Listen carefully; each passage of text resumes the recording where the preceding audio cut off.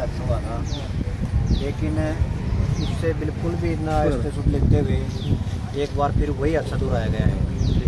इसमें कमी बता दूँ मैं प्रशासन की है। एक तो जो मैन पावर है, मैन पावर इतनी कम है, मैन पावर कम होने के कारण बंदे हैं 2-3 डीपी पे एक ऑपरेटर है। रात में बिल्ला को लाने लग रहा है, 50 आदमी की जगह 20 आदमी काम करने लग रहे हैं। प्रेशर इतना वो है, उसमें फॉल्ट है। जो साइट है उस पर कई फॉल्ट ऐसे हैं जो रनिंग में फॉल्टा हूँ, रनिंग में सुलझाने पड़े हैं, तो उसमें बंदे कम हो, प्रेशर में है, तो उसके कारण से जो हादसा होने लगे हैं। वो साथी था अपना जो आज परमात्मा ने प्यारा हो गया, रिंकू था, वो भाई बेल्ट से कोयला काम लग रहा था, बेल्ट रुक रही थी वो, लेकिन वो काम है फायर वाले पानी के प्रेशर से भी उसके है।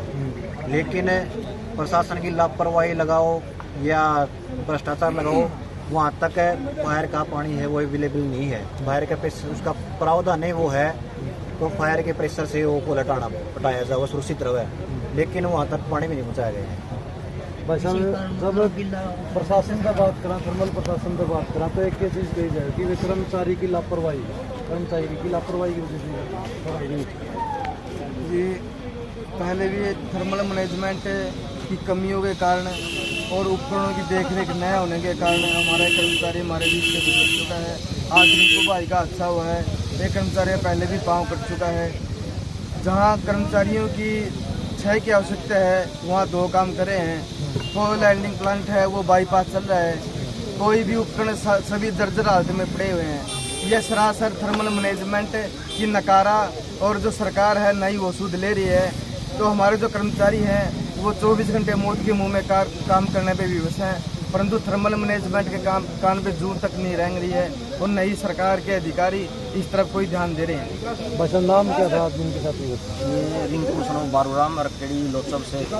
उम्र कितनी है इनकी? उम्र 23-24 साल की है।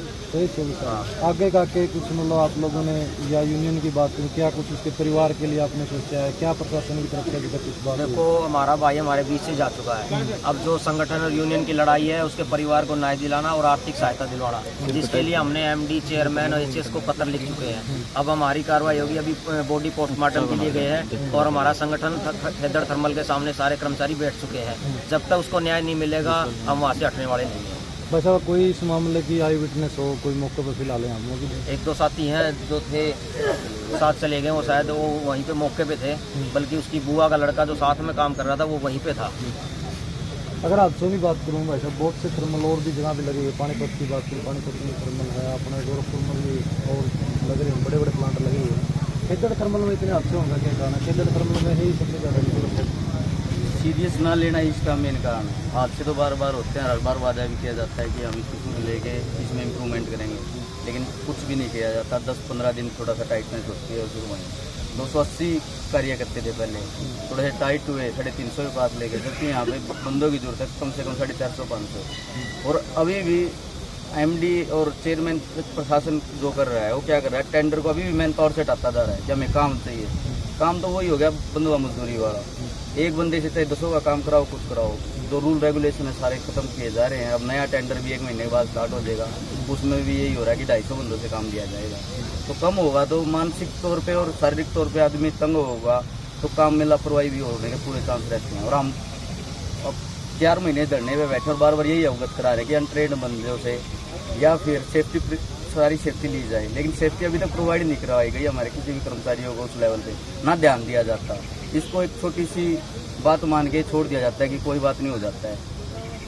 वैसे अगर पोस्टमार्टम की बात करूँ, फिलहाल पोस्टमार्टम के लिए बॉडी जाती है। पोस्टमार्टम होने के बाद में, बॉडी आने के बाद में आपके कुछ आपके द्वारा और आपकी पूरी यूनियन के द्वारा अगला कदम उठाया जाए?